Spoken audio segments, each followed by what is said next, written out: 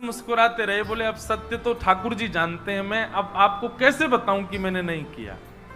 मैं कहूं कि मैंने नहीं किया तो मेरे पास कोई प्रमाण नहीं है ना देने का कि मैंने नहीं किया।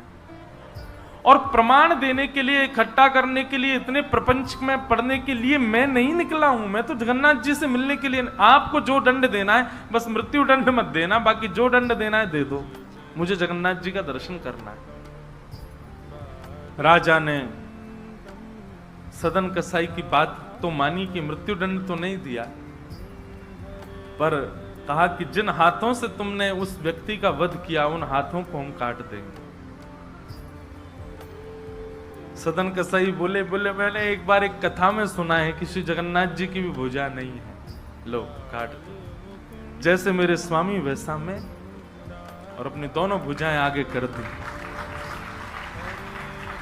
मेरे स्वामी भी तो ऐसे ही रहते हैं। सदन कसाई ने अपने दोनों हाथ आगे किए और राजा के दूतों ने उनके हाथ काट दिए।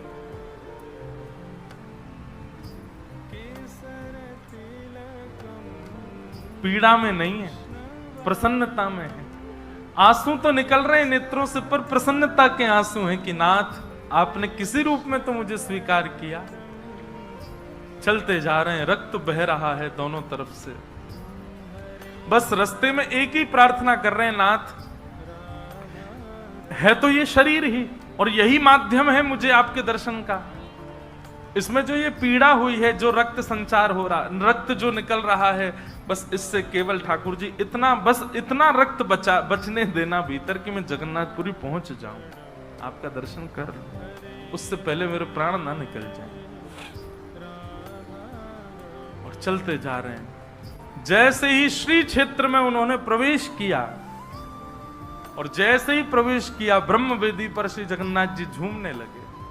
पुजारियों ने जाकर के कहा, महाप्रभु जी आज्ञा करें, आप इतने प्रसन्न क्यों हैं? बोले मेरा एक भक्त आया है, वो बेचारा बहुत कष्ट में है, आप लोग तुरंत पालकी लेकर के जाइए और उसको लेकर के आइए यहां पर। पुजारी सब पालकी लेकर के दौड़े और पुरी में प्रवेश कर रहे वैष्णवों से पूछने, अरे भैया महाप्रभु जी का कोई भक्त आया है क्या? महाप्रभु जी ने पालकी भेजी है उसको ले जाने के लिए। महाप्रभु जी आज बड़े प्रसन्न हैं, उनका कोई परम वैष्णव भक्त आया है। तो सदन कसाई ने जैसे ये बात सुनी कि पुजारी हल्ला कर रहे हैं, कोई बहुत बड़ा भक्त आया है, महाप्रभु जी ने उसके लिए पालकी भेजी, तो सदन कसाई इतने खुश हो गए, बोले आज ठाकुर जी के दर्शन तो होंगे, उनके एक प्रिय भक्त के भी दर्शन हो जाएंगे, कितना मेरा सौभाग्य होगा। और रही बात, मैं तो बहुत बड़ा पापी हूं, मैं तो रास्ता भर यही सोचता आ रहा था